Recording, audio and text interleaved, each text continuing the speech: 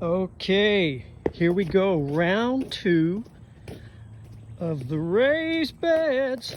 And here we go. Look at that. I just stepped off my porch stoop. That's why I'm putting it here, as I said in the last video. The location is so important. So already I'm just, seconds away. We want to be within 100 feet of the kitchen, hopefully. Sometimes we can't do that, but we don't want to feel like we're 100 miles away. So this is just right off the driveway here. Isn't that beautiful? So here's the 8x3. There's going to be an 8x3 bed on the far side. I haven't done anything except till that up a little bit so that I can level it better, because this is all kind of going to be on a slope kind of. And I need to, sorry about waving that camera around like that. I need to make sure these beds are fairly level. So I've got to loosen the soil so I've got something to work with to sort of alleviate the slope. A tiny bit of slope is okay. So here's the bed we want to talk about. And you're probably wondering, what's all this weird stacking in here? Is this class time? Kind of. Anyway, let's talk about it. First of all, we have reclaimed wood. There was an above ground pool when we moved into this property. And the pool was history. We got rid of it. It's gone. It was just laying there on it was an above ground pool, and it was just a mess. But the deck remained, but it was just kind of dilapidated and sort of an eyesore. So we thought, let's make raised beds out of it. So here I have my aged look.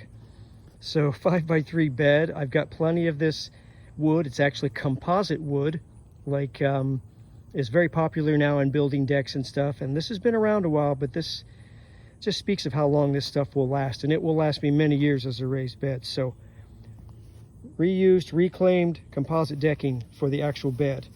I didn't have any 4x4s for the corner, so I used 2x4s screwed together, and that makes my 4x4. And then what's all this crazy stuff here? I've kind of peeled back the layers. That's what I've done here to kind of show you guys what it is going to take to get this bed off on the right foot, so to speak. So let's start in with the very bottom layer here. Now that's hardware cloth, and that's to keep out critters. Our two main critters we're trying to keep out of these raised beds are voles with a V, and moles. So the voles will actually come up through the bottom if I don't have that hardware cloth, and it's really just wire, 1/2-inch squares wire. So they call it hardware cloth. Kind of confusing. So voles will actually come up from the bottom and eat the plants and the vegetables that you're so diligently planting and hoping to harvest. The moles, on the other hand, are just looking for worms, but while they're doing their job, they'll mess up the soil, make tunnels and all kinds of stuff. So we want those critters out. So that's what the hardware cloth is for.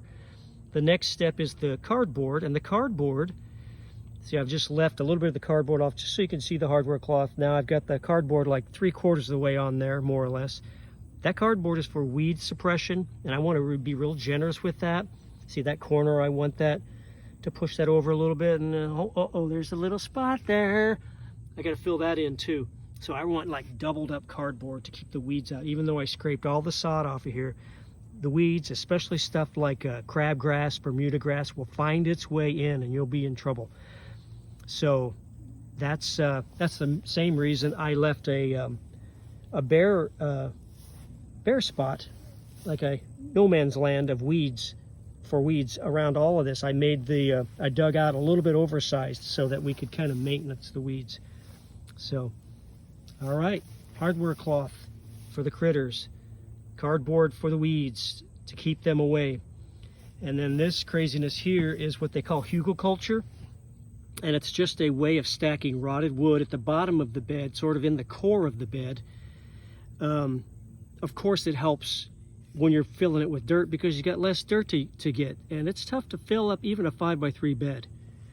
So hugelkultur is rotted wood that's going to just energize and charge this bed and just keep the soil active and alive. We want alive soil when we're doing organic gardening. And that's what I'm all about here. And so you can see there's even some little mushrooms growing on this log here on the side. That's a good sign, guys. That's just meaning that this stuff is going to break down, and just like a forest floor, it's going to feed in a very natural way this whole bed. So we kind of create a system that's already been in place for millennia.